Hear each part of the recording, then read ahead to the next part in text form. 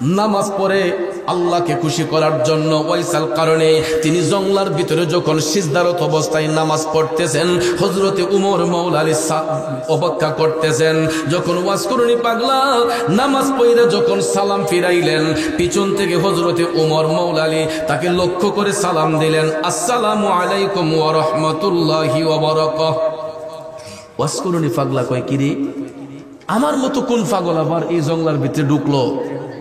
আমি তো মনে করছি যে আমি মনে পাগল, আল্লাহর পাগল, আর কে আমার সালাম দিল? আমারে পিছনে তাকাইয়া দেখে নুরান্বিত চেহারার অধিকারী দুইজন আল্লাহর মেহবুব বান্দা ওয়াইস করিনি পাগলারে সালাম দিছে। আল্লাহু আকবার কোন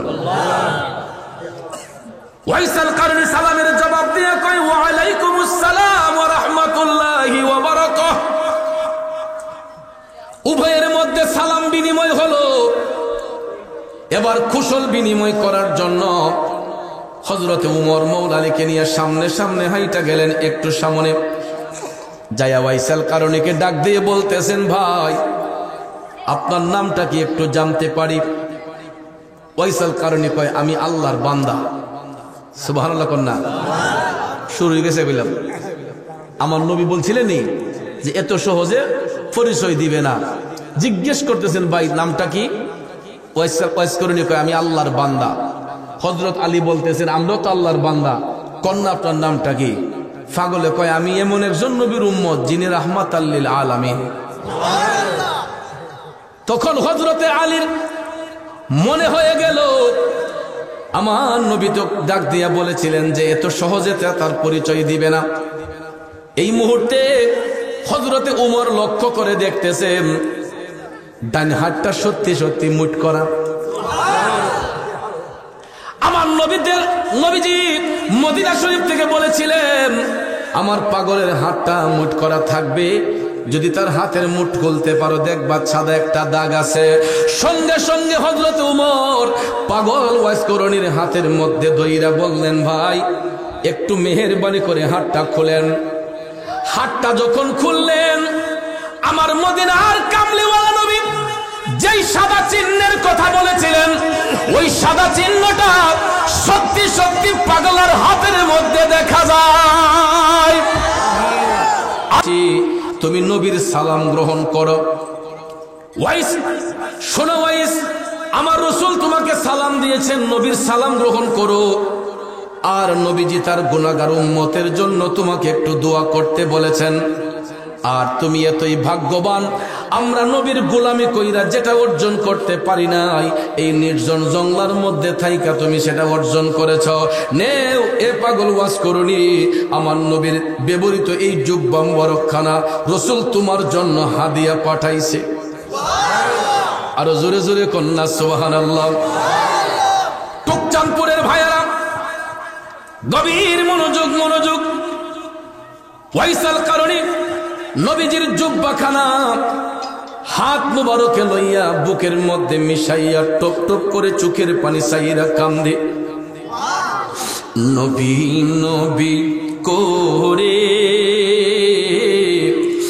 আর কত কাল আমি কাঁদব, নবী নবী করে আর কত কাল আমি কাঁদব, আপন নয়নে কবে জানি, আপন নয়নে কবে জানি নূর নবীকে আমি দেখব, নবী নবী করে আর কত কাল আমি কাঁদব। খারাপ লাগতেছে বাবাজিরা। হযরতে উমর ডাক দিয়া কয়, পাগলা রে, আজকে তো তোমার কান্নার দিন নয়, তোমার আনন্দের দিন। কারণ রাসূল তোমার জন্য জুব্বা মোবারক পাঠাইলো, তুমি কাঁদতেছো কেন? হে ওয়াজ করুনি, তুমি তো আজকে আনন্দের দিন, তোমার ঈদের দিন। হে ওয়াজ করুনি, যেহেতু জুব্বা তোমার হাতে চলে এসেছে, একটু জুব্বাটা গায়ে দিয়ে আমাদেরকে দেখাইবানি। আমরা দেখতে চাই নবীজির দেওয়া জুব্বা মুবারকে তোমার পড়লে কেমন মানায়। সুবহানাল্লাহ। হযরতে আলী ডাক দিয়া কই ওয়াসকুরুনি, নবীজি এই জুব্বা মুবারক গায়ে দেওয়ার পরে এখন পর্যন্ত এটা কারো গায়ে জড়ানো হয় নাই, তুমি যদি একটু গায়ে দিয়ে আমাদেরকে দেখাইতা নবীজির দেওয়া জুব্বা মুবারকে তোমারে কেমন লাগে আমরা দেখতাম। ওয়াসকুরুনি পাগলা তখন ডাক দিয়া কই হুজুর, জুব্বা যদি পড়তে হয় আমার একটু সময় দিতে হবে, আমি ভিতরে যাইয়া কাপড়টা চেঞ্জ করতে হবে। হযরত উমর বললেন ভালো কথা, তুমি জুব্বা কাপড় চেঞ্জ করে আবার এটা পরবা, কয়েক মিনিট সময় লাগবে, ঠিক আছে যাও তুমি জুব্বা পরে আসো। হযরত উমর এবং মওলা আলী অপেক্ষা করতেছেন। ওয়াসকুরুনি পাগলা জুব্বা নিয়ে জঙ্গলার ভিতরে ঢুকছে, কিবলামুখী হইয়া সিজদার মধ্যে পইরা ওয়াসকুরুনি আমার মওলারে ডাক দে, আল্লাহ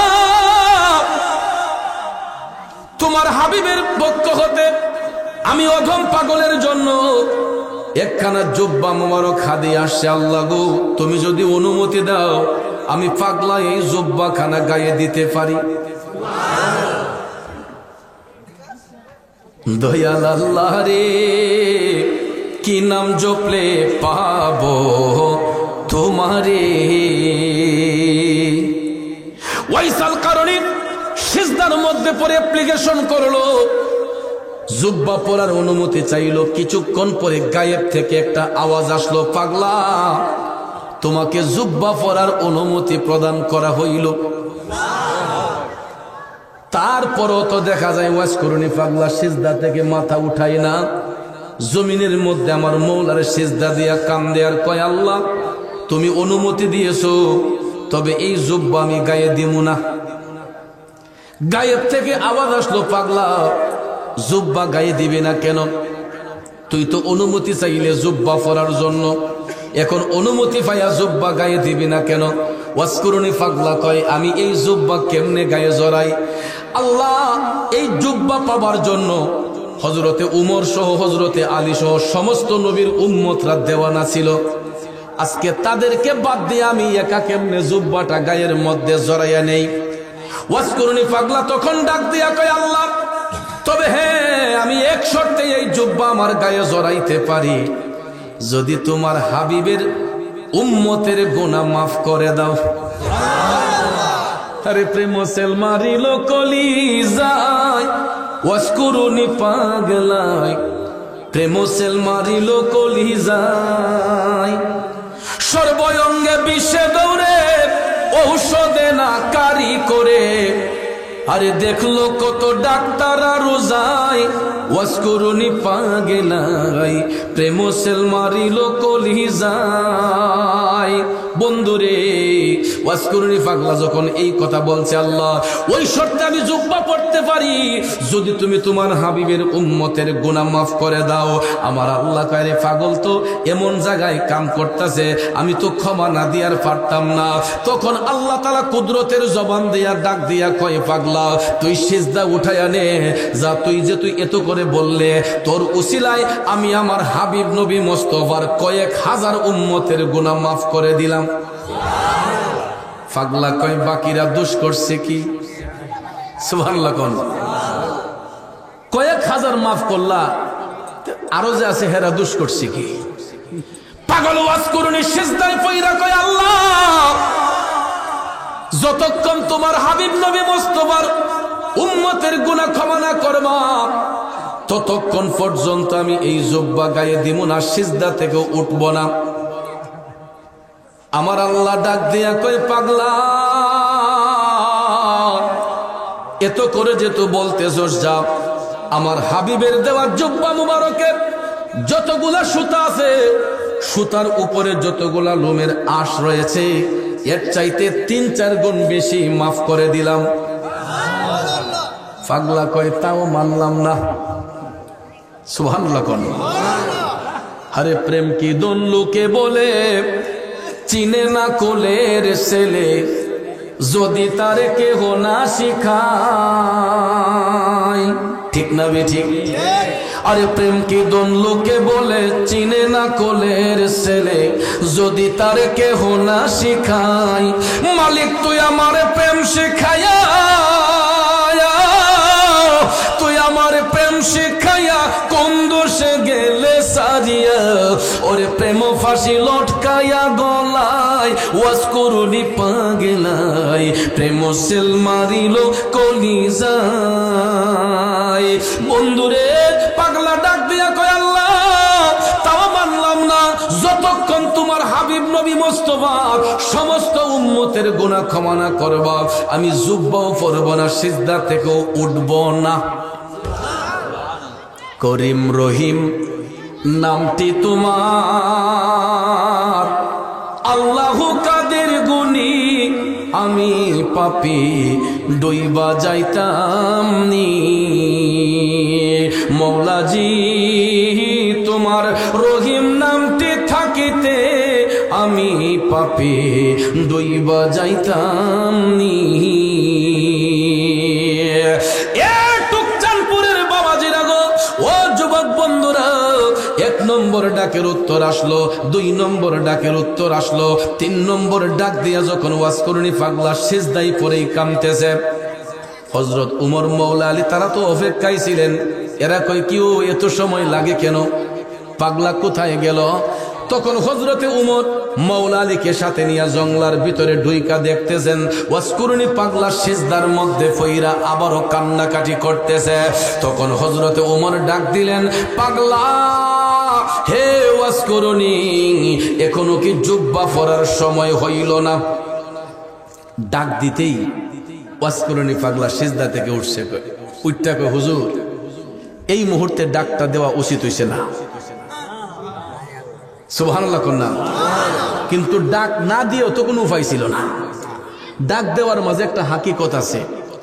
হাকিকতটা হলো যদি ডাক না দিতেন তাইলে পাগলে এমন প্রেমের খেলা খেলছিল এশকের সাগরে পইরা আমার মওলা পাকের এশকের দরিয়ার মধ্যে জুস পড়ে গেছিল। কিন্তু ভাইয়ার আমার আল্লাহ যদি সবাইরে ক্ষমা কইরা দেয় তাইলে 3টা সিফতি নাম বাদ পড়ে যাবে, রহমান, রাহিম, গাফফার। এই 3টা নামের গুণে আল্লাহ বান্দারে রহম করে, দয়া করে, ক্ষমা করে। ঠিক না ঠিক? এই জন্য ভাইয়ার আমার ওয়াইসাল কারণে সিজদার মধ্যে পড়ে যখন কান্না করতেছে 3 নম্বর ডাক আসার আগেই হযরত উমর গিয়া ডাক দিলেন। এই ডাকের হাকিকতটা হইল যে আল্লাহ যদি সবাইরে মাফ করে তাইলে আল্লাহরে ডাকবো কে? ঠিক না ঠিক? ওরে পাপ না করলে রহিম নামের হয় না পরিচয় ভবে, পাপ না করলে রহিম নামের হয় না পরিচয়। বান্দা গুনাহ যদি না করে আল্লাহ মাফ করবো কি দিয়া? ঠিক না বেঠে? এ বন্ধুরা বাবাজিরা গভীর মনোযোগ। হযরত উমর ডাক দেওয়ার পরে পাগলা কয় যে হুজুর ডাকটা দেওয়া উচিত হইছে না। যদি এখন ডাক না দিতেন পৃথিবীতে আমার নবীর যত উম্মত আছে আমি সমস্ত নবীর উম্মতের গুনাহ ক্ষমা করাইয়া লইতাম। হযরত উমর কয় পাগল ওয়াইস তুমি রাসূলকে এত ভালোবাসো, নবীর উম্মতকে এত ভালোবাসো, এত ভালোবাসা তোমার অন্তরে থাকার পরে একটা বারের জন্য কি নবীরে দেখার স্বাদ তোমার অন্তরে জাগলো না? ওইসাল কারণে মাথাটা নিচু করে হযরতে উমরকে বলতেছে, হুজুর আমি না ওই একজন রাসূলের না ওই দেখছি। আচ্ছা কোন চান আপনারা আমার নবীরে দেখছেননি? এই কথা কইতে হযরতে উমরে হাসা দিছেন, হযরত আলীও হাসেন। হাসা হাসা কয় আরে পাগল আমরা তো আইলাম ওই নবীর কাছ থেকে। দেখছি মানে অবশ্যই আমরা রাসূলকে দেখছি, আমরা তো নবীর কাছ থেকে আইলাম। ঠিক না বেটি? এবার পাগলে ডাক দেয়া কয় হুজুর নবী যদি দেখা থাকেন তাইলে বলেন তো আমার নবীর কপাল মুবারকের যে ব্রু মুবারক গুলা ছিল এইগুলা জোড়া লাগাইলা ছিল নাকি আলাদা ছিল? আচ্ছা এই প্রশ্ন যেই পাগলে করতে পারে ইডার দা উত্তর কি আসে? উনি দেখছে না দেখছে না? এই কথা যখন ওয়াইসাল কারণী বলল হযরত উমর এসে মওলা আলীর দিকে, মওলা আলী সান উমরের দিকে, তারা দুইজনে ইডা অবাক হয়ে গেছেন। কিতা এইটা কিতা কইতেছে, কিতা কইতেছে কইতে কইতে গবেষণা করতে করতে ওয়াইসাল কারণী কলম হাতে লইয়া তিনি একটা পাগলামি কইরা আমার নবীর কপাল মুবারকের চিহ্নটা অঙ্কন কইরা হযরত উমর রে কয় হুজুর আচ্ছা দেখেন তো এটা চিনেননি? সুবহানাল্লাহ কয় না? বাবাজিরা আমার আমাদের দেশে দেখবেন কিছু কিছু চিত্রশিল্পী আছে যারা মানুষের ছবি খেলায় গাছগাছালি আঁকে না? আমি আপনি যেমন পেইসের ঠিক দেখবেন এমন কিছু চিত্রশিল্পী আছে যারা চিত্র আঁকে, এরা দেখবেন হুবহু একটা মানুষের আকৃতি যেই চেহারা, এই চেহারাটা একটা মানুষের কলম দিয়ে আঁকতে পারে। কথা কোন ঠিক না ঠিক? তাইলে ওয়াইসাল কারণের পক্ষে সম্ভব কি সম্ভব না? দুনিয়ার একটা সাধারণ মানুষ যদি এটা পারে, তাইলে একজন আশেকের রাসূলের বেলা এটা অসম্ভব কিছু? ওয়াইসাল কারণে ডাক দিয়া কই, হুজুর দেখেন তো এটা চিনেননি? হযরত ওমর ডাক দিয়া কই, পাগলা এ ওয়াজ করুনি, এ তো দেখছে আমার নবীর কপাল মোবারক। পাগলা রে, হে ওয়াজ করুনি, তুই তো কোনোদিন আমার নবীর দেখস নাই, পাগলা তুই জানলে কেমনে আমার নবীর কপাল মোবারক এই রকম ছিল? কই হুজুর, নবী দেখার জন্য মদিনা শরীফ যাওয়া লাগে না? আরো জোরে কোন না? নবী দেখার জন্য মদিনা শরীফ যাওয়া লাগে না। পৃথিবীর যেই প্রান্ত থেকে নবীর উম্মতরা, নবীর গোলামরা নবীরে দেখতে চায়, আমার রসুল যেহেতু হাজির, ওই জায়গা থেকে উম্মতকে রসুল দেখা দিতে পারে। ঠিক না বেঠিক? আমার আপনার পক্ষে হয়তো মক্কা শরীফ মদিনা শরীফ যাওয়া সম্ভব নয়, রসুল আমাদের কাছে আসতে পারেন, এই বিশ্বাস আছে না নাই? নবীর আইতে কি কোনো গাড়ি লাগবো? প্লেন লাগবো? উড়োজাহাজ লাগবো? জাহাজ লাগবো? কিছুই লাগবে না। শুধু আমার রসুল যদি রহমতের দৃষ্টি দেন, তাহলে রসুলের নূরানী চেহারা মুবারক আমার আপনার সামনে হাজির হয়ে যাবে। ঠিক কিনা কোন? হযরত আলী কয়, তোমার সব কথা মানলাম, এরপরও তো একটা বারের লাগিয়া তুমি নবীর কাছে যাওয়া উচিত আছিল। তখন ওয়াজ করেনি পাগলা কয়, হুজুর আমি ইতিপূর্বে আরো 3 বার গেছি। কয়বার?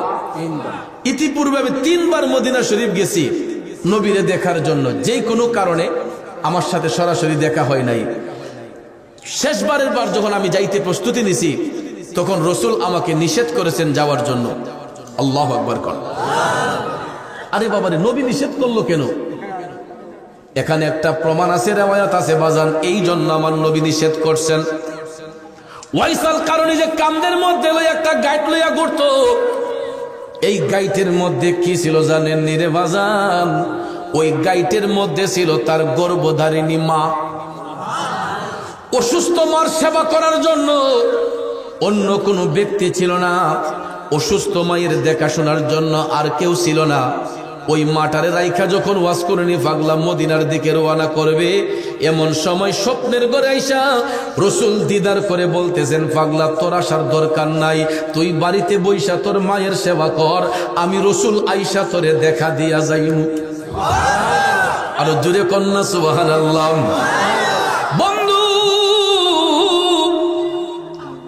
মায়ের সেবা করলে নবীর দেখা পাওয়া যায়। ওয়াইসাল কারণে করম দেশে থাইকা যদি মার সেবা কইরা নবীরে দেখতে পাই, আমরা টুকসানপুরের সন্তানগুলা যদি মায়ের সেবা করি, আমরা নবী দেখতে পারবো কি পারবো না? কথা কোন, পারবো কি পারবো না? বন্ধুরা আমার, বাবাজিরা, ওয়াইসাল কারণের মা অসুস্থ, ওই মায়ের সেবার জন্য আর কেউ ছিল না। এই জন্য আমার মদিনার কামলিওয়ালা বলছেন, তুই তোর মার সেবা কর, আমি রসুল তোরে আইসা দেখা দিমু। সুবহানাল্লাহ কি বলবেন না? মা বিনে বান্ধব নাই রে, মা বিনে বান্ধব নাই রে, এই যে সোনার দুনিয়ায়, ভেবে দেখো কি করছো এই মায়ের লাগিয়া, ভেবে দেখো কি করছো এই মায়ের লাগিয়া। মা বিনে বান্ধব নাই রে, মা বিনে বান্ধব নাই রে, এই যে সোনার দুনিয়ায়, ভেবে দেখো কি করছো এই মায়ের লাগিয়া। টুকচাঁদপুরের সন্তানেরা রে, আমাদের ঘরের মধ্যে মা আছে। আজকে কত সন্তান ওই মারে দুঃখ দেয়, ওই মারে কষ্ট দেয়, আসেনি? কিন্তু ওই সন্তানটা যখন মায়ের আঁচল থেকে একটু দূরে থাকে, মা দুঃখিনীটা পাগলিনীর মতো হইয়া যায়। সন্তানগুলা যখন প্রবাসে থাকে, মায়ের মনে শান্তি লাগে না, মাটা পাগলিনীর মতো হইয়া যায়। ঠিক না বেঠিক? আজকে দেখলাম আমি প্রবাসীদের উদ্যোগে মাহফিল। এই প্রবাস নামটা শুনলে গায়ের রোম গোলা শিহরিত হইয়া উঠে। কারণ ভাইয়ার আমার, আমাদের সোনার দেশের সোনার টুকরো ছেলেগুলা, এই লক্ষ্মী ছেলেগুলা বিদেশের মধ্যে থাকে। আমাদের দেশটা যেমন সোনার বাংলাদেশ, এই সোনার দেশের সোনার টুকরো ছেলেগুলা বিদেশ বাড়িতে যখন যায়, এত রাগ থাকার পরেও বিদেশ বাড়িতে গেলে ওই ছেলেটা একবারে নরমাল হইয়া যায়। কাজ করতে করতে, পরিশ্রম করতে করতে হাতগুলা সীসার মতো শক্ত হইয়া যায়, পাথরের মতো শক্ত হইয়া যায়। 1 মাস কাজ করার পরে ওই ছেলেটার হাতে যখন কিছু সম্মানী আসে, টাকা আসে, স্যালারি আসে, একটা টাকাও নিজের কাছে রাখে না। মাসটা শেষ হওয়ার আগেই টাকাগুলা দেশে পাঠাইয়া দেয়, পরিবারকে সুন্দর করে রাখার জন্য, ছেলে মেয়েগুলাকে মানুষের মতো মানুষ করার জন্য, মা বাবার ভরণ পোষণের জন্য, স্ত্রী পুত্রের ভরণ পোষণের জন্য। ওই বিদেশি ছেলেগুলা এরা মাথার গাম পায়ে ফেলে ক্লান্ত পরিশ্রম কইরাও একটা টাকা নিজের কাছে রাখে না, প্রত্যেকটা টাকা দেশে পাঠাইয়া দেয়। আজকে ওই বিদেশিদের টাকা দেশে আসার কারণে আমাদের পাড়া মহল্লাগুলো সুন্দর হয়েছে, বিল্ডিং হয়েছে, বড় বড় দালান কোঠা হয়েছে। আজকে যে ওয়াজ মাহফিল করতেছে, গিয়ে দেখেন বেশিরভাগ অনুদান বিদেশিদের। ঠিক নিও? ব্যাংকে যান, গিয়া দেখবেন টাকা যে পাঠাইতেছে আমাদের দেশের রেমিটেন্স যোদ্ধারা, এই দেশের রেমিটেন্স বাড়তেছে একমাত্র প্রবাসীদের অনুদান দেওয়ার কারণে। ঠিক কিনা কোন? এদেরকে ইজ্জত দিতে হবে, এদেরকে ভালোবাসতে হবে, এদের টাকাকে অপচয় করা যাবে না। আজকে এদের ঘাম ঝরানো টাকায় বাংলাদেশে মসজিদ নির্মাণ হয়, মাদ্রাসা নির্মাণ হয়, সামাজিক কাজকর্ম হয়, স্কুল কলেজ প্রতিষ্ঠা হয়, একমাত্র আমার প্রবাসী ভাইদের অনুদান আসার কারণে। ঠিক কিনা কোন? এই প্রবাসীরা কত কষ্ট বুকে চাপা লইয়া বিদেশে থাকে। শোনো বন্ধু, এমন কিছু সময় আসে রে, বাংলাদেশ থেকে যখন টেলিফোনটা বিদেশে যায়, কিরে অমুক, অমুক রে তুই এখন কোথায়, কাজে নাকি রুমে? কয় আমি কাজে। কাজটা শেষ করে একটা টেলিফোন দিস। আবেগপ্রুত কণ্ঠে যখন মোবাইলটা যায়, তখন দেখবেন শত কাজ বাদ দিয়া কয় কি হয়েছে, দেশের খবর কি, আব্বার খবর কি, আম্মার খবর কি। হঠাৎ করে যখন দেশ থেকে বলা হয় অমুক, তোর আব্বা তো আজকে এতটার সময় মারা গেছে, তোর আম্মা আজকে এতটার সময় মারা গেছে, একটা চিৎকার মারে ওই বিদেশি ছেলেটা। বলো কি? সঙ্গে সঙ্গে ভিডিও কল দে, আব্বার একটু দেখাও, আম্মারে দেখাও। পাখির মতো ছটফট করে, পাখির মতো ছটফট করে। খাঁচার ভিতরে পাখি রাখলে যেরকম ছটফট করে, ওই বিদেশি ছেলেগুলা দেশে যখন মা মারা যায়, বাবা মারা যায়, জানটা দেহের মধ্যে থাকার পরেও মার জানা যায়, বাবার জানা যায়, অনেক প্রবাসীরা ঈশা শরীক হতে পারে না। এই জন্য এরা বিদেশে কান্দা কান্দা বালিশ ভিজায়। আরে কোন দেশে আসলাম, ইচ্ছে কইরা দেশে যাইতে পারি না, ইচ্ছে থাকা সত্ত্বেও দেশে যাইতে পারি না। পাসপোর্টের মধ্যে সিল লাগাইতে হয়, আকামার মধ্যে সিল লাগাইতে হয়, কফিলের কাছ থেকে বিদায় নিতে নিতে দেখা যায় বাবার লাশ পচে যাবে। ঠিক না বেঠিক? তখন বাধ্য হইয়া বলে তুই পরে আইসা তোর বাবার কবর জিয়ারত করিস, তুই চিন্তা করিস না। কিন্তু যতই সান্ত্বনা দেখ না কেন, বাবা হারার যন্ত্রণা তো ওই বিদেশি ছেলেটার অন্তরে ছটফট ছটফট করে। বন্ধুরা আমার, বাবাজিরা, আজকে যখন আমি এই গ্রামে আসলাম, আমার স্নেহের লোক মানুষের আমাকে বলতেছে হুজুর আমি তো কাতারে থাকি, আর কয়দিন আছেন? মাহফিল শেষ করে আর মাত্র 1 সপ্তাহ আছি, এরপরেই চলে যাব। এই বিদেশি ছেলেগুলা মাহফিলের শোনার জন্য আজকেও দেখেন আপনার ভিডিও লাইভের মধ্যে কত প্রবাসীরা বিদেশ থেকে এই ওয়াজটা শুনতেছে। অনেকে বলে মুনাজাতের সময় আমার একটু ফোন দিস, আব্বা আম্মার জন্য একটু দোয়া চাইছে, আমি দোয়াতে শরীক হইমু। বিদেশে থাকলেও তাদের মনটা পড়ে থাকে ওয়াজ মাহফিলের মধ্যে। বিশ্বাস করেন, আমি যখন সৌদি আরবে গেলাম, মিডল ইস্টের অনেক জায়গায় গেলাম, আমার বাংলাদেশের মানুষগুলা, এই ভৈরবের মানুষ অনেকরে পাইছি সৌদি আরবে, যেমন লাগে এরা গড়ের মানুষ। আমি এত আনন্দ পায়রা আমারে পাইলে বিদেশে ফুলাফান কাজ কাম বাদ দিয়ে চলে যায় আমার সাথে সাক্ষাৎ করার জন্য। হুজুর আমার আব্বার জন্য একটু দোয়া করেন, আম্মার জন্য একটু দোয়া করেন। ওই বিদেশি ছেলেগুলা বুকের মধ্যে চাপা কষ্ট লইয়া বিদেশ বাড়িতে থাকে। দেশের না জানি কোন অ্যাক্সিডেন্টের খবর তার কাছে চলে যায়, না জানি কোন দুর্ঘটনার খবর তার কাছে চলে যায়।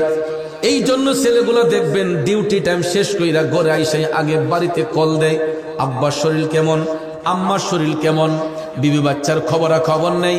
তখন ভাইয়ার আমার অনেক সময় দেখবে দুঃসংবাদ পাইলে এদের মেন্টালিটি ঠিক থাকে না, কানতে কানতে অনেকে হার্ট স্ট্রোক কইরা বিদেশে মারাও যায়। আসেনি মিয়া?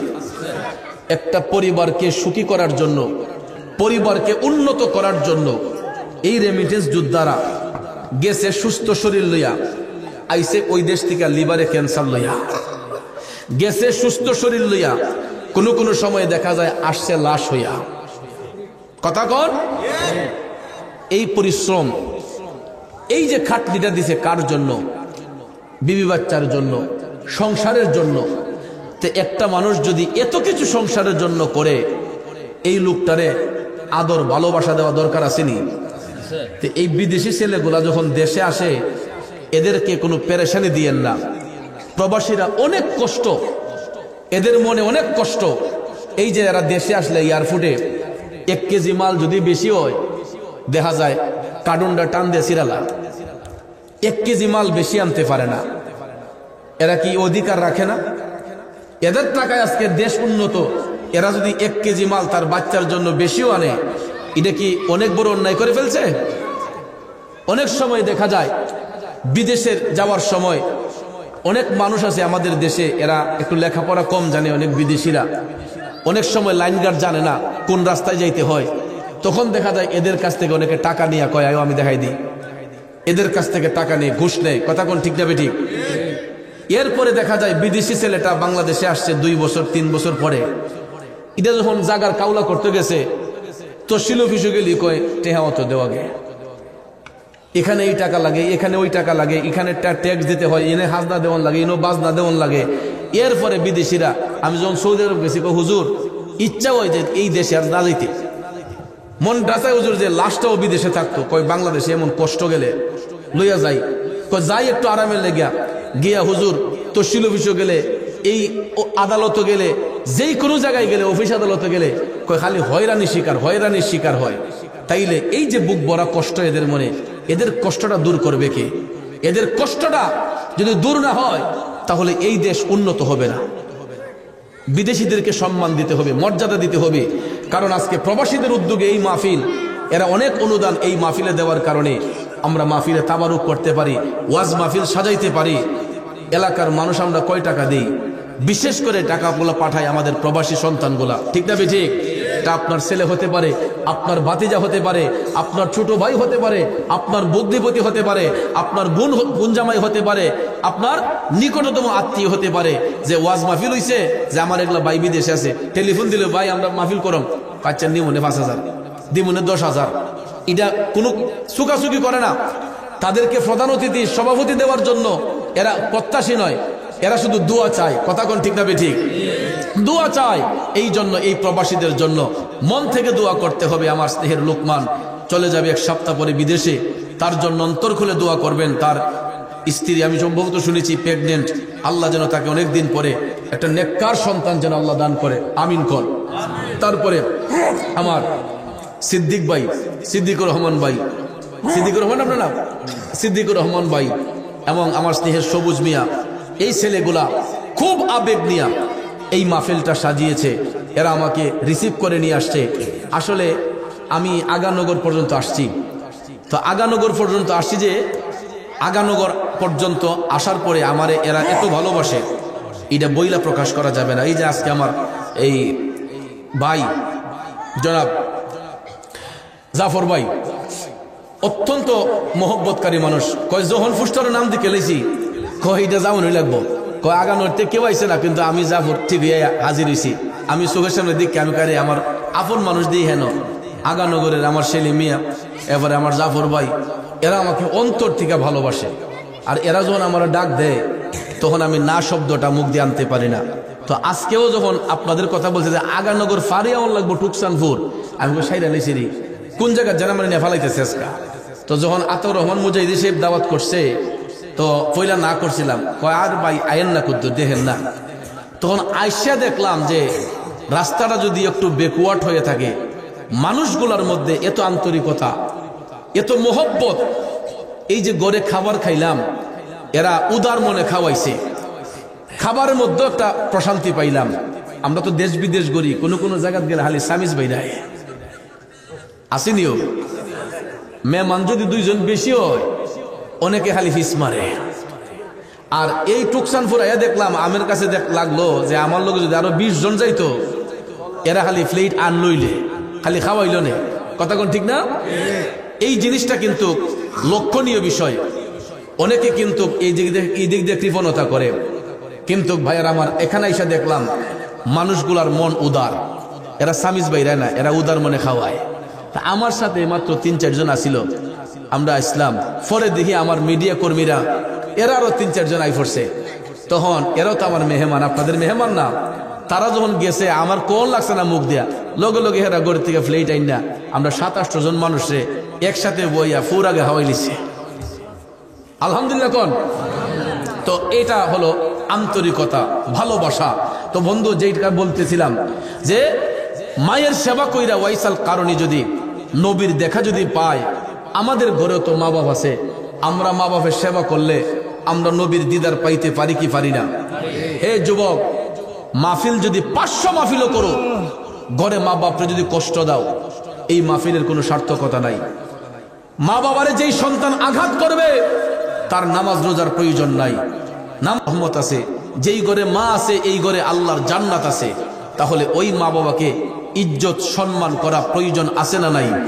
হয়তো কোনো কারণবশত অনেকেই আমরা মারে কষ্ট দিতে পারি, বাবারে কষ্ট দিতে পারি। আজকের মাহফিল থেকে গিয়ে বলবেন, মাগো মুলাদ চৌধুরী সাহেব বলছে তোমার কাছে মাফ চাইলে বলে মাফ দিবা। আব্বা রেখে কইবেন, আব্বা তোমার কাছে মাফ চাইলে বলে মাফ দিবা। দেখবেন এবার আর দিল যদি ফাঁসানো হয়, ছেলে গিয়া যখন বাপের কাছে মাফ চাইবো, মার কাছে মাফ চাইবো, জোর জোরে চোখের পানি গোলা পড়বে। কারণ বাবা সন্তান জন্ম দিছে, মার গর্ভে সন্তান ভূমিষ্ঠ হইছে, এই জন্মের টানে বাবার দিল যদি ফাঁসানো হয়, এরপরে দেখবেন প্রকাশ্যে না কানলো গোপনে গিয়া ফোলার লেগে কান্দে। মা দেখবেন প্রকাশ্যে না কানলো নীরবে গিয়া ফুতের লেগে কান্দে, ঠিক না ঠিক? এই জন্য ভাই মারে কষ্ট দিয়েন না, মারে আঘাত দিবেন না। বাজার থেকে আসছেন, আপনারা বাজার করেন কোনো না না এমনি লোকাল বাজার, নাম কি টুকসানপুর বাজার থেকে ঘরে আসছেন, আইবার সময় বাড়িতে আইবার সময় 50 টাকার ফান সুপারি কিনবেন, কিনা বাড়িতে উড়ানো থেকে ডাক দিবেন, আম্মা আম্মা কই গো? দেখবেন বেডি করতে পারে কি তারে ফুট নেও আম্মা ফান সুপারি নাও, কথা কোন ঠিক না বেঠিক? মুখটা বইরাইয়া ফান সুপারিটা লইয়া আম্মারে ডাক দিবেন 50 টাকার ফান সুপারি লিয়া, দেখবেন মার মন এত খুশি। এই বেডি দেখবেন ফুলা যখন গড়তে বাইরেছে সারা বাড়ির আডির বেডি এতে কইব, আমার ফুতের মতো এমন কোনো ফুতুই নাই। কিতা গোছ আছে কিতা কাগো ফান শেষ হইবার আগে ফুলা ফান লই করে আনছে মুডে 50 টাকার ফান। এই বেডি অ্যাডভাইস করতেছে সারা এলাকার মানুষের কাছে, মহিলার কাছে, যে আমার ছেলের মতো এমন কোনো ছেলে হই নাই। বাপ অসুস্থ, টুকসানপুর বাজার ফার্মেসির থেকে 2-3টা নাফা বড়ি, গ্যাস্ট্রিকের বড়ি, 50 টাকার ওষুধ লইয়া গোড়াইয়া আব্বারে ডাক দিও, আব্বা আব্বা কো কিতারে রাওয়াজ করে, আব্বা আপনার শরীর দিয়ে খারাপ নেন, 50 ওষুধ আনছে আপনার লেগে বাজার থেকে, আনছে মুঠে 50 টাকার ওষুধ। দেখবেন এই বেটা শ্বাসটা লগিয়া বইয়া ফাউ তুললা কেউরা লাগাইয়া কইব, আমার ফুতের মতো এমন কোনো ফুতুই নাই। কেউ কাহা পাও ওষুধ শেষ হবার আগে ওষুধ লই ভরে করো, আনছে মুঠে কতটার ওষুধ 50 টাকার ওষুধ। বাবার অ্যাডভাইস ফুতের জন্য মন খুললা যে আমার ছেলের মতো এমন কোনো ছেলে ওই দিই না। তাইলে দেখেন এই 50 টাকার ওষুধ 500 বারে যদি নাও দিয়া, সন্তান যদি বাহির থেকে গড়ে গিয়া বাবারে মোহব্বত করে একটা ডাক দেয়, মারে মোহব্বত করে একটা ডাক দেয়, ওই মা বাপের টাকা পয়সাও চায় না, ওষুধও চায় না।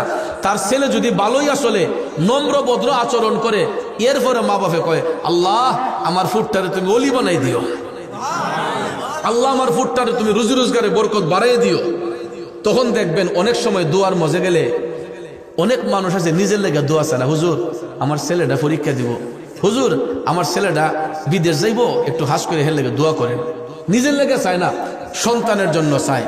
মা দেখবেন নিজের জন্য চায় না, সন্তানের জন্য চায়। তাইলে ওই মা বাপরে যারা কষ্ট দিবে আল্লাহর আরশটা কাঁপবে, মা বাবার যারা সেবা করবে আল্লাহর রহমত তাদের উপর থাকবে। কথা বলেন ঠিক কিনা? তাহলে আমরা মাতা পিতার খেদমত চাই কি চাই না? জোরে বলেন চাই কি চাই না? আমরা নামাজ রোজা চাই কি চাই না? আমরা হালাল পথে চলতে চাই কি চাই না? আল্লাহ রাব্বুল আলামিন যেন আমি সহ আমাদের সবাইকে যেন হক রাস্তায় চলার তৌফিক দান করেন। আমরা সকলে বলি আমিন। আসুন ভাইয়ার আমার 2 ঘন্টার উপরে হয়ে গেল, আমরা নবীকে সালাম দিয়ে একটু জিকির করব, মুনাজাত করব। কষ্ট হবে আপনাদের? ফেরেশতোं की सलामी देने वाली फौज परती थी सैयदा हजरत मां आमिना, सुनती थी तो आवाज आती थी या नबी सलाम ला इलाहा, जोरे जोरे ला इलाहा, ओ ला इलाहा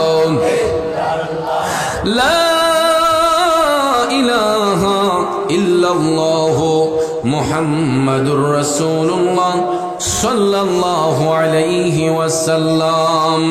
সকলে মোহব্বতের আওয়াজে, একটু মোহব্বতের সুরে আমার সাথে কণ্ঠ মিলিয়ে সবাই ইসমে জাত আল্লাহ আল্লাহ আল্লাহ আল্লাহ আল্লাহ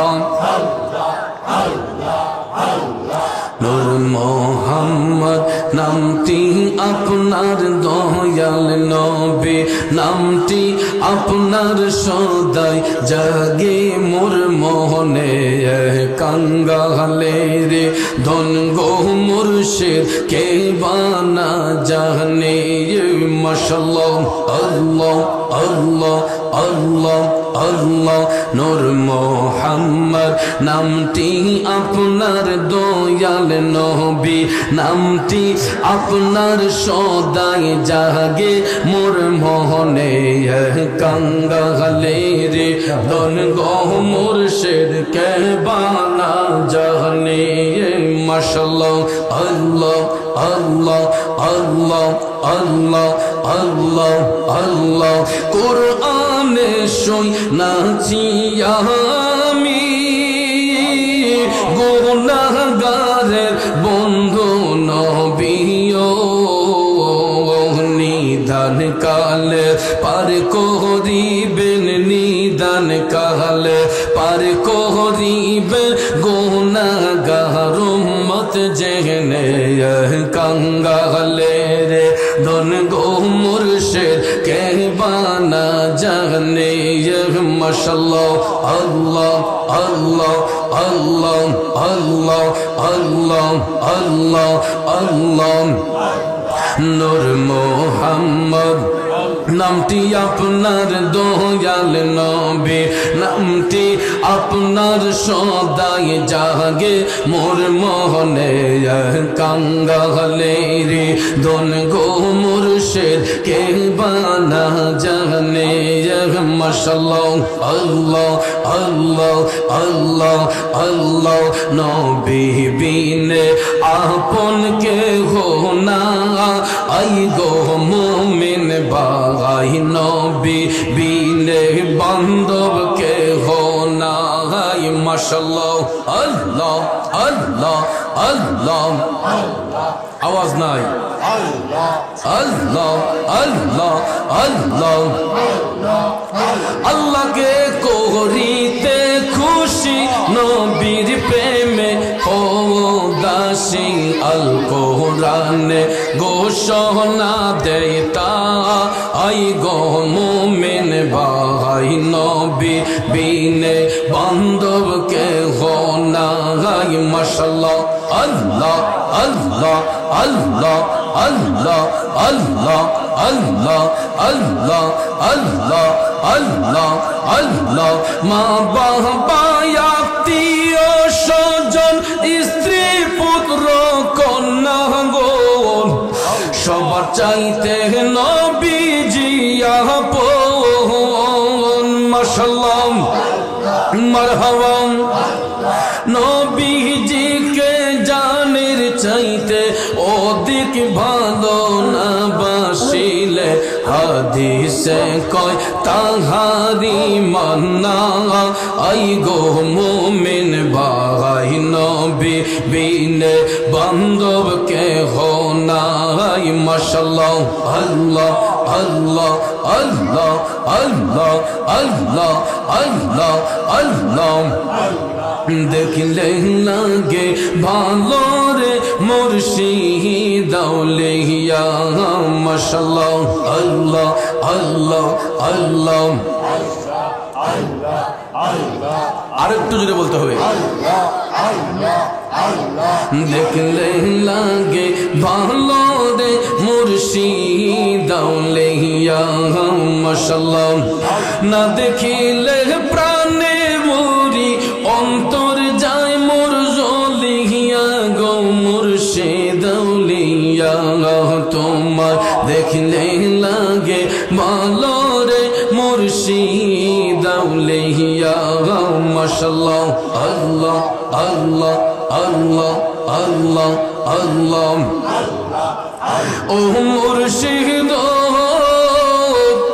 কি মায়া লাগাইয়া রে মন কি মায়া লাগাইয়া ভালোবাসার মায়ার বরি আমারে খাওয়াইলা মাশাআল্লাহ তুই বিহনে প্রাণের যৌবন যাই না গো রাখা তোমায় দেখলে লাগে ভালো রে মুর্শিদ আউলিয়া মাশাআল্লাহ আল্লাহ আল্লাহ আল্লাহ ও মুর্শিদ চোখের আড়াল হইলে রে মন বাঁচি না পরাণে মনে লয়ে যাবে দিয়া মরি জ্বলন্ত আগুনে মাশাআল্লাহ মারহাবা চোখের আড়াল হইলে রে মন বাঁচি না পরাণে মনে লয় যাব দিয়া মরি জ্বলন্ত আগুনে মাশাআল্লাহ তুই বিহনে সোনার যৌবন যাই না গো রাখা তোমায় দেখলে লাগে ভালো রে মুর্শিদ আউলিয়া মাশাআল্লাহ আল্লাহ আল্লাহ আল্লাহ আল্লাহ আল্লাহ আল্লাহ দেখলে লাগে ভালো রে মুর্শিদ আউলিয়া মাশাআল্লাহ আল্লাহ আল্লাহ লা ইলাহা ইল্লাল্লাহ মুহাম্মাদুর রাসূলুল্লাহ সাল্লাল্লাহু আলাইহি ওয়াসাল্লাম সকলে উচ্চ স্বরে বলুন মারহাবা জীবনে হবে কি আপনার দিদার ইয়া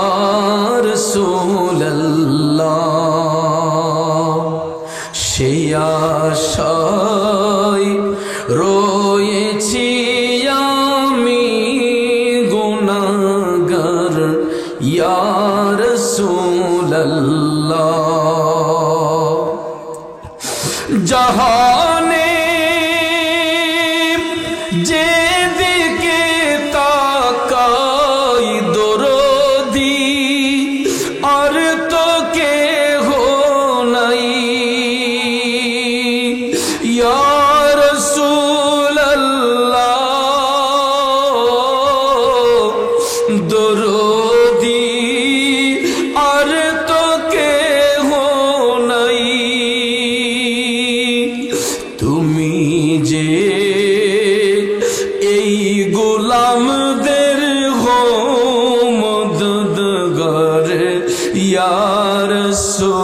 রাসূলুল্লাহ তুমি যে এই গোলামদের হো মদদগার ইয়া রাসূলুল্লাহ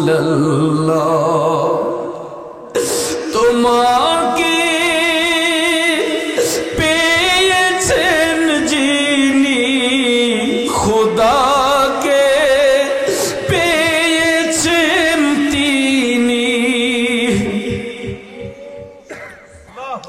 ইয়া রাসূলুল্লাহ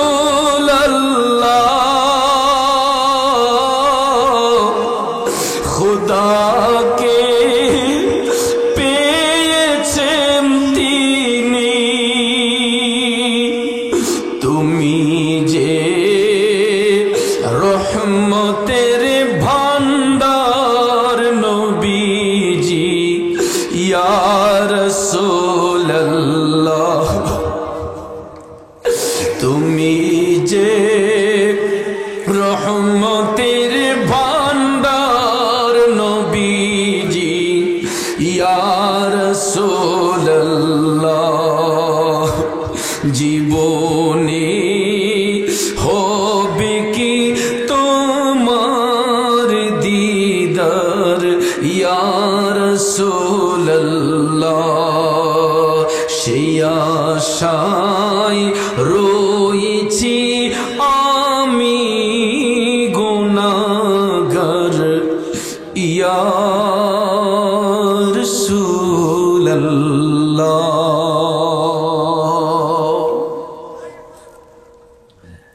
সবাই বলে আলহামদুলিল্লাহ বাবাজিরা আমার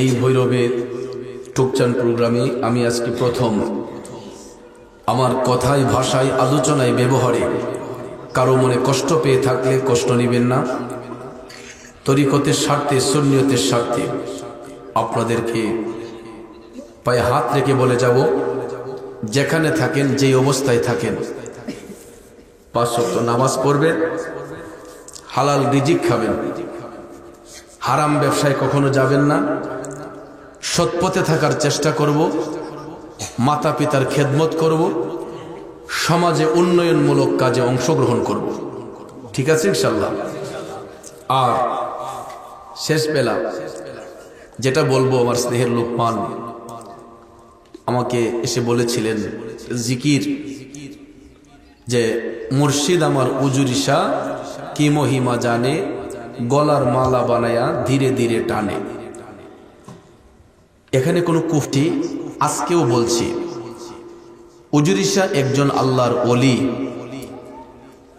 উনি ওলিদের ঊর্ধ্বস্তরের মধ্যে একজন ওলি আল্লাহর বান্দাদের মধ্যে তিনি অন্যতম একজন বান্দা যার নামটা এখন পর্যন্ত কেউ জানে না ওনার মূল নামটা কি উজুরিশা ওনাকে কেন ডাকা হয় উনি এক এক সময় এক এক জায়গায় স্থানান্তরিত হতেন আমার চোখে দেখা ওনার 2টা স্থান আমি দেখেছি একটা হলো ব্রাহ্মণবাড়িয়া গোপীনাথপুর ইউনিয়ন কসবা উপজেলার গোপীনাথপুর ইউনিয়ন বারাই গ্রামে আর আরেকটা আস্তানা হলো কুমিল্লা মুরাদনগর উপজেলার বলিঘর গ্রামে 2টা গ্রামেই ওনার 2টা আস্তানা তো উজুরিশা ওনারে ডাকা হয় কেন ওনার পেটের যে উজুরি এগুলা তিনি বের কইরা পানি দিয়া দইয়া পরিষ্কার কইরা আবার পেটের ভিতরে ঢুকাইয়া সেলাই করে নিতেন ওনার পেটের উজুরিগুলা তিনি পেট থেকে চিরা বাইর কইরা পানি দিয়া ধইয়া আবার পেটের ভিতরে ঢুকাইয়া সেলাই করে ফেলতেন এলাকার মানুষ যখন দেখছে তখন ওনারে সবাই উজুরিশা ডাকত এই দৃশ্য দেখা সবাই ওনারা বলতো উজুরিশা উজুরিশা কারণ উজুরি বাইর কইরা ধইয়া আবার পেটে ঢুকাইতো এলাকার মানুষদেরকে তিনি নামাজের দিকে ডাকতেন ইবাদতের দিকে ডাকতেন মানুষদেরকে তিনি হেদায়েতের বাণী শোনাইতেন এই জন্য বলছি যে মুর্শিদ আমার উজুরিশা কি মহিমা জানে গলার মালা বানাইয়া ধীরে ধীরে টানে উনি তো কাউরে মাইরা ডাকছে না বিনয়ের সহিত নমনীয়তার সহিত উনি ধীরে ধীরে মানুষদেরকে আমলের দিকে ডাকছে তো আমি অধম ওনার মাজার শরীফে আজকে প্রায় 10-15 বছর ধরে আমি এই মাহফিলটা করি। কোনো এক সময় এখানে গান বাজনা হইতো নাকি, এখন যুগের পরিবর্তনে অপসংস্কৃতি দূর করে অলির মাজারে এরা মাহফিলের ব্যবস্থা করছে। তো সেখানে আমি যার বাড়িতে গেলাম, যার উসিলায় গেলাম, তার গুণ গাওয়াটা কি আমার অন্যায়? যার বাড়িতে গেলাম, যার আয়োজনে গেলাম, ওনার গুণ গাওয়াটা কি অপরাধ? তো উনি তো আল্লাহর অলি, আল্লাহর বন্ধু। আল্লাহর অলিদের নাম নেওয়া কি ভালো না খারাপ? ওনার নাম নিয়ে আমি একটা জিকিরে সামাতে টান দিয়েছি। দেওয়ার পরে আমার বন্ধু তাহির সাহেব ছিলেন, আমরা এখানে জিকির করেছি খোদার কসম। আমরা আল্লাহ পাকের শানে, আল্লাহ উদ্দেশ্যে, আমরা আল্লাহকে খুশি করার জন্য জিকির করছি। এখানে এই যে বক্সগুলো আপনারা দেখেন, এই বক্সগুলোর মধ্যে ইকো দিলে যেমন একটা কথারে 4-5 বার রিপিট হয়, ঠিক না বেঠিক? যেমন হেলো কইছি, দেখবেন 4-5 বার এটা কব হেলো হেলো হেলো হেলো। তখন এই ইকো দেওয়ার কারণে আমরা যে জিকির করছি আল্লাহর জিকির, কয় আমরা বলে জিকির করছি হিম হে জিকির। আচ্ছা বলেন, হিম হে তো কোনো জিকির হইতে পারে না, ঠিক না? আমরা কালবের জিকির করছি, শ্বাস ছাড়ছি হু, শ্বাস নিয়েছি আল্লাহ, শ্বাস নিয়েছি আল্লাহ, শ্বাস ছেড়েছি হু। দিয়ানে খেয়ালে সব সময় এই জিকির মুমিন বান্দাদের সিনার মধ্যে থাকে। আপনারা অবশ্যই জানেন, তাসাউফ যারা গবেষক তারা বলেছেন আমাদেরকে যে মুমিন বান্দাদের শ্বাসে নিঃশ্বাসে আল্লাহর জিকির হয়। যখন আমরা শ্বাস নেব দিয়ানে রাখতে হবে, আমি বলতেছি আল্লাহ, শ্বাসটা যখন ছাড়ব তখন আমরা বলবো হু। শ্বাস দিয়েছি আল্লাহ, শ্বাস ছেড়েছি হু। যেমন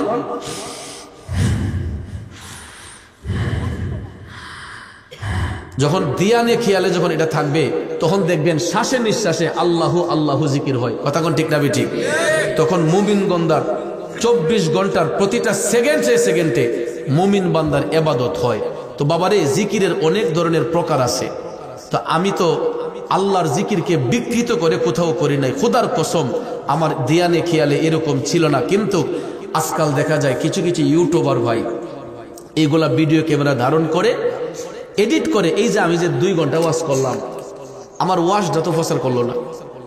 আমি 3 মিনিট জিকির করি, 2 মিনিট জিকির করি, ইডারে দেখা যায় এডিটিং এর মাধ্যমে রঙ্গাইয়া আমদারে ভাইরাল করার লেগা হেরা কিছু রুজির দান্দা করে, যে আমদারে কালারিং কইরা হেরার ভিউয়ার্স বাড়বো, হেরার কিছু রুজির দান দইব। ইডা কইরা তো বাবা হে নিজের ধ্বংস করছে, আমারে উড়াই দিছে। এমন উড়ানি উড়াইছে, এখন আমি বাংলাদেশের যে হানো যাই, যে লাই আমার চিনতো না, এই লাই কই চিনি। আজকেও টুকসানপুর আইসি পরে আমারে সবুজে কইতেছে, কয় বাজান, কয় আপনার নাম আমরা এলাকাত অনেকে চিনে না। যখন ভাইরাল জিকির কইছি তখন সকলে চিনালিছে। ভাইরাল জিকির যখন কইছে সবাই চিনালিছে। আচ্ছা বলেন তো, এই জিকিরটাকে আমি নিজে ভাইরাল করছি? ইডা ফুলাফানে এডিট কইরা ভাইরাল করছে, তখন আমার কি লস হয়েছে না লাভ হয়েছে? ওই যে ভাইরাল করছে, করার কারণে টুকসানপুরের মানুষরা আমার পেজ না দেখলো, ইডা হেমনে চিনালিছে। কথা কোন ঠিক না ঠিক? আমার তো বাজান লস নাই, আমার লাভ হয়েছে। আমার হাদিয়ার ডিমান্ড বাইরে গেছে, আমার ওয়াজের সিরিয়াল এখন বেশি গেছে গা, এই বছর একদম দাওয়াত রিজার্ভ হয়ে গেছে। তাইলে আমার তো দাওয়াতের দিক দিয়েও কমতি নাই, এই হাদিয়ার দিক দিয়েও কমতি নাই। ইজ্জত সম্মান আল্লাহ যতটুক দিছে এটা তো আল্লাহই দেওয়ার মালিক।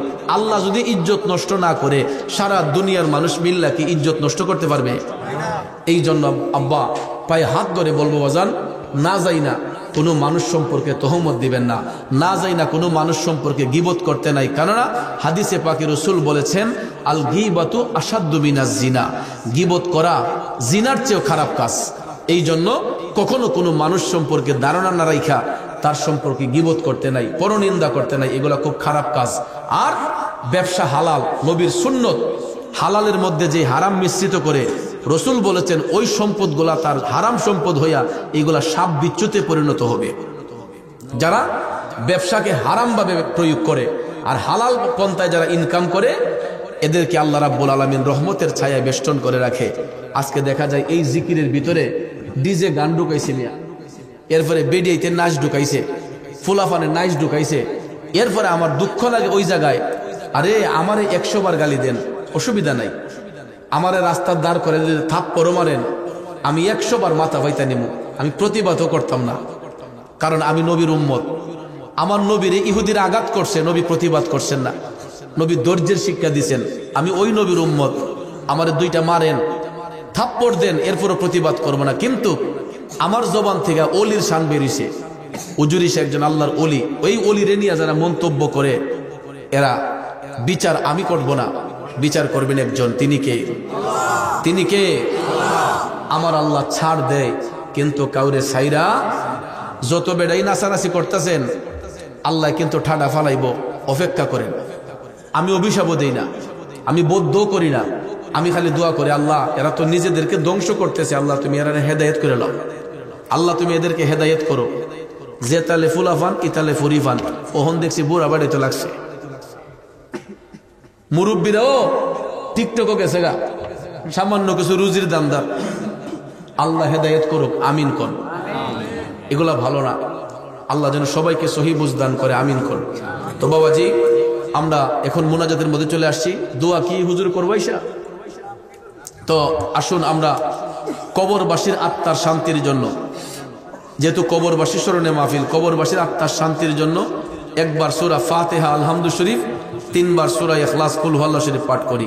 বিসমিল্লাহির রহমানির রহিম, আলহামদুলিল্লাহি রাব্বিল আলামিন, আর রহমানির রহিম, মালিকি ইয়াউমিদ্দিন, ইয়াকা না'বুদু ওয়া ইয়াকা নাস্তাঈন, ইহদিনাস সিরাতাল মুস্তাকিম, সিরাতাল লাযীনা আন'আমতা আলাইহিম গায়রিল মাগদুবি আলাইহিম ওয়ালাদ-দাল্লিন। বিসমিল্লাহির রহমানির রহিম, কুল হুয়াল্লাহু আহাদ, আল্লাহুস সামাদ, লাম ইয়ালিদ ওয়া লাম ইউলাদ ওয়া লাম ইয়াকুল লাহু কুফুয়ান আহাদ। বিসমিল্লাহির রহমানির রহিম, কুল হুয়াল্লাহু আহাদ, আল্লাহুস সামাদ, লাম ইয়ালিদ ওয়া লাম ইউলাদ ওয়া লাম ইয়াকুল লাহু কুফুয়ান আহাদ। দুরূদ শরীফ, আল্লাহুম্মা সাল্লি আলা সাইয়্যিদিনা মুহাম্মদ ওয়া আলা আলিহি ওয়া আসহাবিহি ওয়া বারিক ওয়াসাল্লিম। আল্লাহুম্মা সাল্লি আলা সাইয়্যিদিনা মাওলানা মুহাম্মদ ওয়া আলা আলিহি ওয়া আসহাবিহি। সময় কোনো শব্দ যাতে না হয়। মহিলা মা বোনরা আপনারা সারিবদ্ধ হয়ে বসেন, আপনাদের জন্য তাবারুকের ব্যবস্থা করা আছে। আজকের মাহফিলে যিনি সভাপতি, আমার লোকমানের আব্বা জনাব মোহাম্মদ আব্দুর রশিদ সাহেব, আল্লাহ যেন ওনার হায়াতে বরকত দান করে।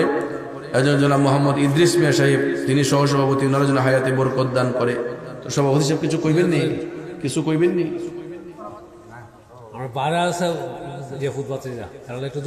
জি জি, কিছু বলবেন? বলার আছে কিছু? এই আতের মাইকটা দাও।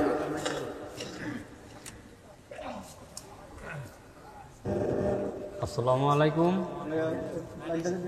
আপনারা সবাই দোয়া করবেন আমরা যেন প্রতি বছর এই তারিখে মাহফিলটা আপনাদের এবং সকলের সহযোগিতায় আমরা করতে পারি।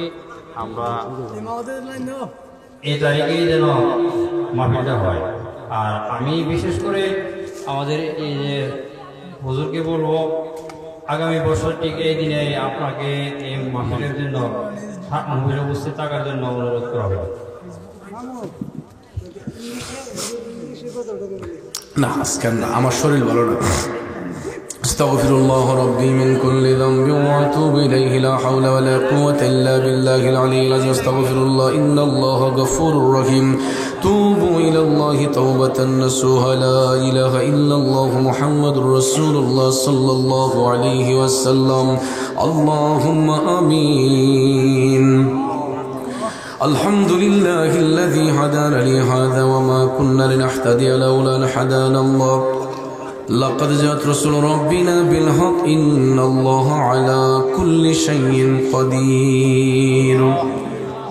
ربنا اغفر لي ولوالدي رب ارحمهما كما ربياني صغيرا. মাবুদ, কুদরতের নজর দিয়ে একটিবার তাকায়া দেখো আল্লাহ, রাত প্রায় 1:30টার উপরে হয়ে গেল, এখনো তোমার প্রেমের পাগলেরা জান্নাতের বাগান ছেড়ে যাচ্ছে না। আল্লাহ, তোমার নাম গাফফার, আমরা হলাম গুনাহগার। যদি আমরা গুনাহগার তোমার প্রিয় হাবিবের উম্মত হয়েছি, আল্লাহ দয়াল নবীর ওসিলায় আমাদের একটা হাতও খালি ফিরাইও না। ও মাবুদ, সারাদিন থেকে এই পর্যন্ত টুকচানপুর সরকারি প্রাঙ্গণে আমার যুবক এবং প্রবাসী ভাইদের উদ্যোগে কবরবাসীর আত্মার মাগফিরাতের জন্য আজকের 2য় বার্ষিক সুন্নি মহাসম্মেলনে দেশ বিখ্যাত উলামায়ে কেরামগণ পীর মাশায়েখগণ কোরআন সুন্নাহর আলোচনা করেছেন। বিদায় বেলা আমি গুনাহগার যা কিছু নজরানা পেশ করলাম, ভুল ত্রুটি বিয়াদবি ক্ষমা করে দিয়া, যা সওয়াব মঞ্জুর করেছো লক্ষ কোটি গুণে বানাইয়া দু জাহানের বাদশাহ দয়াল নবীজির পবিত্র কদম শরীফে দিয়া তান কবুল করে নাও রব্বুল আলামিন। বিশেষ করে আল্লাহ যারা আমরা হাত উঠাইলাম, জানি না কে জানি আমার মতো মা হারা বাবা হারা ইতিম, কার জানি দুঃখিনী মা অন্ধকার কবরে, ভিক্ষা চাই মাবুদ যাদের আব্বা আম্মা দাদা দাদি নানানি পীর ওস্তাদ পাড়া প্রতিবেশী খেসোয়া কারিব আত্মীয় স্বজন বন্ধু বান্ধব শ্বশুর শাশুড়ি খানদানের যত মুর্দেগান কবরের বাসিন্দা হয়েছেন আল্লাহ তাদের প্রত্যেকের কবরের আযাব মাফ করে দাও, কবর গুলাকে জান্নাতের বাগান বানাও রব্বুল আলামিন। বিশেষ করে এই টুকচাঁদপুরের এলাকায় গুরুস্থানের মধ্যে আশেপাশের গুরুস্থানে যত কবরবাসীরা শাহিদ আল্লাহ সবার কবর আযাব তুমি মাফ করে দাও আল্লাহ। বিশেষ করে মাবুদ যাদের আব্বা আম্মা বেঁচে আছেন দীর্ঘদিন নেক হায়াতে বরকত দাও আল্লাহ। আজকের এই মাহফিল করতে যাইয়া যেই সমস্ত ভাইয়েরা টাকা দিয়া পয়সা দিয়া ধন দিয়া মন দিয়া সার্বিক সহযোগিতা আর্থিক সহযোগিতা উপস্থিতের সহযোগিতা করেছেন আল্লাহ প্রত্যেকের সাহায্য সহযোগিতারে তুমি কবুল করে নাও রব্বুল আলামিন। আল্লাহ যেই সমস্ত যুবক ভাইয়েরা অক্লান্ত পরিশ্রম করে আজকের এই মাহফিল ইন্তজাম করেছে প্রত্যেকটা যুবকদেরকে মদিনাওয়ালার প্রেমিক বানাইয়া দাও রব্বুল আলামিন। বিশেষ করে আল্লাহ আমরা যারা হাত উঠাইলাম, যারা ব্যবসা করি ব্যবসায় বরকত দাও, যারা চাকরি করি চাকরিতে বরকত দাও, বেকার থাকলে ইজ্জতের কাজের ব্যবস্থা করে দাও আল্লাহ। যারা বিদেশ যেতে ইচ্ছুক সুন্দর করে যাওয়ার ব্যবস্থা করে দাও ও মাবুদ। যারা বিদেশে আছে আল্লাহ তোমার হাওলা করে দিলাম, হক হালাল রুজি করার সুযোগ করে দাও রব্বুল আলামিন। বিশেষ করে আল্লাহ আজকের মাহফিলের সভাপতি মোহাম্মদ আব্দুর রশিদ সাহেবের হায়াতে বরকত দাও আল্লাহ, ওনার পরিবার ছেলেমেয়ের হায়াতে বরকত দাও। সহসভাপতি জনাব মোহাম্মদ ইদ্রিস মিয়া সাহেবের হায়াতে বরকত দাও, পরিবার ছেলেমেয়ের হায়াতে বরকত দাও আল্লাহ। জিনার মাধ্যমে দাওয়াত কবুল করলাম আমার শ্রদ্ধেয় বড় ভাই বন্ধুবর হযরত মাওলানা শায়েখ আতাউর রহমান মুজাহিদি সাহেবের হায়াতে ইলমের দরজাত বুলন্দ করো আল্লাহ। ওনার পরিবার ছেলেমেয়ের হায়াতে বরকত দান করো। আজকের প্রধান বক্তা আলহাজ হযরত মাওলানা ফজলুর রহমান সাহেবের হায়াতে ইলমে বরকত দাও। মাওলানা তাজুল ইসলাম সাহেব, হাফেজ কালিমুল ইসলাম সাহেব, হাফেজ মোহাম্মদ হেলালউদ্দিন সাহেব আল্লাহ, হাফেজ হাবিবুর রহমান, হাফেজ হযরত মাওলানা আসাদুজ্জামান সাহেব সহ আল্লাহ প্রত্যেক উলামায়ে কেরামের হায়াতে ইলমের দরজাত বুলন্দ করো রব্বুল আলামিন।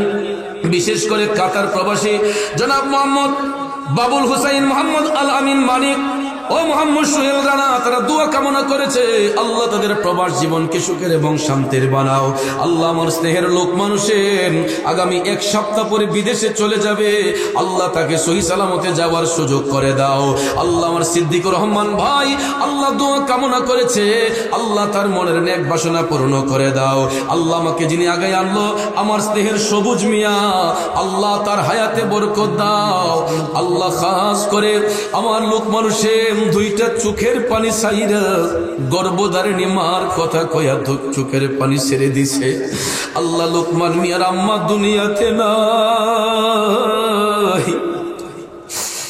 যার ঘরে বাবা নাই সে জানে বাবা হারা বেদন, যার ঘরে মা নাই সে জানে মা হারা কি বেদন। আমার স্নেহের লোক মানুষের মা হারাই আমার জন্য চোখের পানি সাইরা দিছে রে আল্লাহ। মার রুহটা তার উপর খুশি এবং রাজি রাখো। সেই সাথে আল্লাহ লুকমান মিয়ার আম্মার কবরটাকে জান্নাতের বাগান বানাইও আল্লাহ। আমার বাবা স্নেহের সবুজ মিয়া আল্লাহ তার সহপাঠীদেরকে নিয়ে আমারে নিয়ে আগায় আসলো আল্লাহ, তার হায়াতে বরকত দাও, ব্যবসা বাণিজ্য উন্নতি দান করে দাও রব্বুল আলামিন। এই মাহফিল কমিটির প্রত্যেকটা সদস্যের হায়াতে বরকত দাও। আমি তো সবার নাম জানি না, তুমি তো জানো আল্লাহ কার কি নাম, সবার নামে নামে ফরিয়াদ কবুল করো আল্লাহ। সেই সেই আগানগর থেকে আমার জাফর ভাই আল্লাহ শত ব্যস্ততার মধ্যে আসলো। আল্লাহ জাফর ভাইয়ের পরিবার ছেলে মেয়ের হায়াতে বরকত দাও আল্লাহ। অনেক মা বোনরা মহিলা প্যান্ডেলে বৈশা আমিন আমিন বইলা কামতেছে, হয়তো অনেক দূর দূরান্ত থেকে অনেক মা বোনরা আসছে। মৌলা প্রত্যেকটা মা বোনদেরকে ঈমানি জিন্দেগি দান করে দিও আল্লাহ। আমাদের সবাইরে তুমি নামাজি বানাইয়া দিও, বেনামাজি বানাইয়া বেআমলি বানাইয়া ঈমান হারা বানাইয়া কবরে নিও না আল্লাহ। বিশেষ করে বাংলাদেশ ও দেশ বিদেশে আমার যত ভক্তবৃন্দ মুরিদান যে যেখানে আছে আল্লাহ সবাই আপন আপন জায়গায় সহি সালামতে রাখো। কঠিন মুসিবতে থাকলে হেফাজত ফরমায়ো, অন্যান্য তরিকার সকল ভাই বোনদের হেফাজত ফরমায়ো, মুসিবত থাকলে উদ্ধার করে দিও রব্বুল আলামিন। আমার সফর সঙ্গী আমার বাবা আমিনুল ইসলাম, আল্লাহ তার মা নাই, আল্লাহ আমার কবরটাকে জান্নাতের বাগান বানাইও আল্লাহ। বাবা আমিনুল অসুস্থ, আল্লাহ তাকে পরিপূর্ণ শেফা দিও। আমার বাবা মারফত আলী, আল্লাহ তার বাবা দুনিয়াতে নাই, মারফত মিয়ার আব্বার কবরটাকে জান্নাতের বাগান বানাইও। আমার সাথে আসলো আমার বাবাজি হানিফ মিয়া, আল্লাহ তার মা বাবা দুনিয়াতে নাই, মা বাবার কবরটাকে জান্নাতের বাগান বানাইও রব্বুল আলামিন। আল্লাহ মিডিয়া কর্মী ভাইয়েরা অনেক দূর দূরান্ত থেকে রিক্স নিয়ে আসে আল্লাহ। আমার জিয়াউর রহমান সহ আমার বাদল মিয়া সহ আল্লাহ তাদের সহপাঠী হয়ে যারা আসলো প্রত্যেকের আল্লাহ হায়াতের মধ্যে বরকত দিও। রাস্তাঘাটে চলার পথে আফত বিপদ বালা মুসিবত থেকে হেফাজত করিও। আখিরি ফরিয়াদ মাবুদ, যেই করে বসে খানা খাইলাম আল্লাহ জনাব ইসমাইল আল্লাহ জনাব দানিশ মিয়া সাহেব আল্লাহ হায়াতে বরকত দাও আল্লাহ। ওনার দুইটা ছেলে বিদেশের মধ্যে তোমার হাওলা করে দিলাম, হক হালাল রুজি করার সুযোগ করে দাও। আফত বিপদ বালা মুসিবত থেকে হেফাজত ফরমাও। পরিবারের সকল সদস্যদের হায়াতে বরকত দাও আল্লাহ। রাস্তাঘাটে মৃত্যু দিও না, অ্যাক্সিডেন্টে মৃত্যু দিও না, নৌকা ডুবন্ত অবস্থায় মৃত্যু দিও না, ঝড় তুফানে ফালায় মাইরো না, দুশ্মনের দুশ্মনেতে ফালায় মাইরো না, জালেমের অত্যাচারিতে ফালায় মাইরো না। নিজ বাড়িতে হুশ গুনে পবিত্র কলমা শরীফ মুখে জারি রেখে মৃত্যু দিও আল্লাহ। মৌত সংকটের কালে মাবুদ তোমার প্রিয় হাবিবের চেহারা আনোয়ার সিনার সামনে হাজির করে দিয়া প্রত্যেকের আপন আপন মুর্শিদের চেহারা দেখাইয়া দেখাইয়া কলব সিনার মধ্যে জারি করে দিও নূরানি ঈমানি মধুর কালেমা লা ইলাহা ইল্লাল্লাহ মুহাম্মাদুর রাসূলুল্লাহ। আসসালামু আলাইকুম।